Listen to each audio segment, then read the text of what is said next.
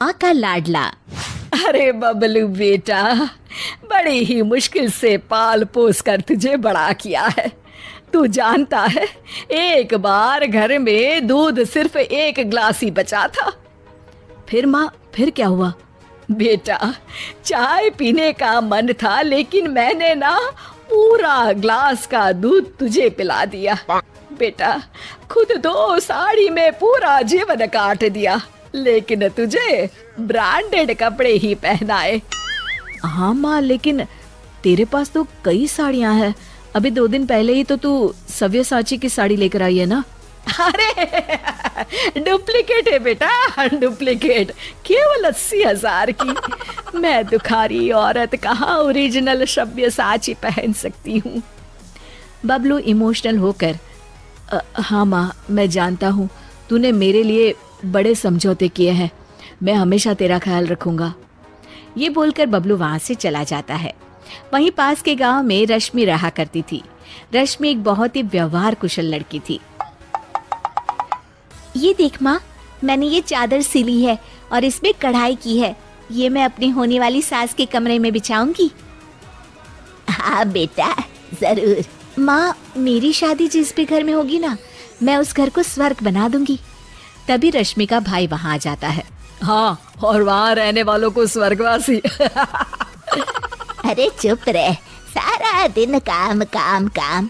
तुझे फिक्र भी है, तेरी बहन बड़ी हो गई है, उसके लिए कोई लड़का भी देख। अरे वही तो बताने आया हूँ माँ। भाई बबलू की बात माँ से करता है और फिर रश्मि की शादी बबलू से हो जाती है। रश्मि शादी के बाद, माँ जी, मैं आपके पैर में तेल लगा देती हूँ, सारा दिन आप थक जाती होंगी ना। ये बोलकर वो सास के पैर में तेल लगाती है।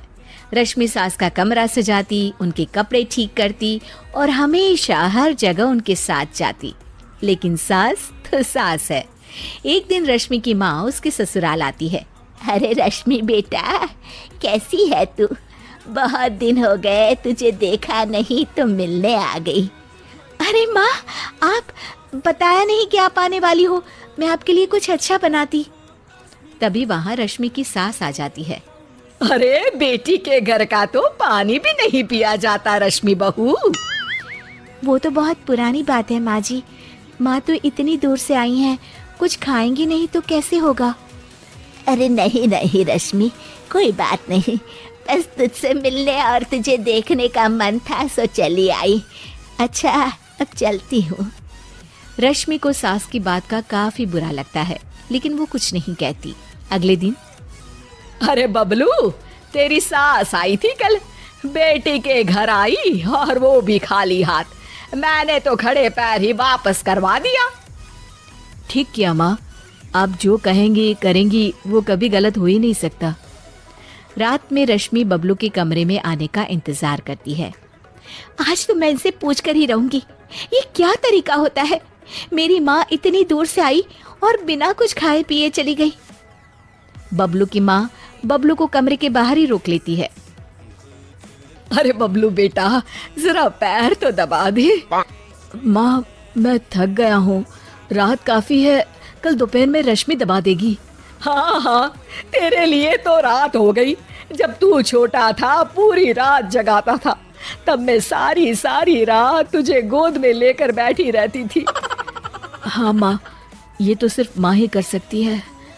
और फिर वो माँ के पास जाता है और उसके पैर दबाने लगता है। पैर दबाते दबाते उसे नींद आ जाती है और वो वहीं माँ के पास सो जाता है। सुबह वो अपने कमरे में जाता है तो रश्मि उससे कहती है, कल आप कमरे में नहीं आए, मुझे आपसे बात करनी थी। हाँ हाँ, करते रहो बात, लेकिन याद है ना आज मेरा ऑफिस भी है। देखिए, कल मेरी माँ आई और। हाँ हाँ रश्मि, छोटी सी बात का बवाल मत मचाओ। तुम्हारी माँ खाली हाथ ही आ गई, ये तो कोई तरीका नहीं होता ना। रश्मि समझ जाती है कि बबलू को उसकी माँ ने अच्छे से कान भरे हैं। वो उस वक्त तो कुछ नहीं कहती, लेकिन ठान लेती है कि वो सासू माँ को सुधार कर ही रहेगी। तो फिर में सास कहती है, अरे खाना खाने का वक्त हो गया है रश्मि, कहाँ हो तुम? माँ जी, हमारे घर में रिवाज है कि जिस दिन ससुराल से बहू की माँ बिना खाए जाए, उसके अगले पूरे 1 हफ्ते ना खाना बनाता है ना कोई खाता है। ये बोलकर रश्मि वहां से चली जाती है।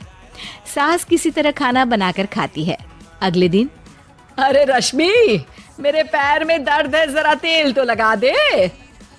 अरे माँ जी, मेरे खुद के हाथ में दर्द है, मैं कैसे तेल लगा सकती हूँ, खुद ही परेशान हूँ। ये बोलकर वो फिर वहाँ से चली जाती है। सास परेशान होकर अपनी बेटी को बुलाती है कि वो रश्मि से बात करे।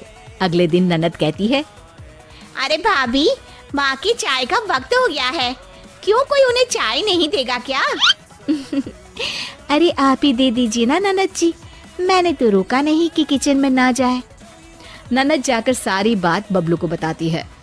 अरे रश्मि, तुम्हें क्या हो गया है? क्या तुम भूल गई कि ससुराल में कैसे रहा जाता है? नहीं जी, बिल्कुल नहीं भूली मैं, लेकिन जहाँ मैं बेटी बनकर रह रही हूँ, हर किसी का ख्याल रख रही हूँ, वहीं मैं अपनी माँ की बेइज्जती भी बर्दाश्त नहीं कर सकती। हाँ माँ, भाभी तो सही कह रही है, इज्जत लेने के लिए सबकी इज्जत भी करनी जरूरी है। अगर मेरे ससुराल से मैं तुम्हें ऐसे भगा देती तो। अब समझ गई, माफ कर दो मुझे। रश्मि ने बहुत अच्छे से घर को चलाया, अपना समझ कर रही, और इतना ही नहीं, बबलू से ज्यादा ख्याल भी रखा। लेकिन मेरा भी फर्ज था कि मैं उसकी भावनाओं को समझती। मुझे माफ कर दे बहू।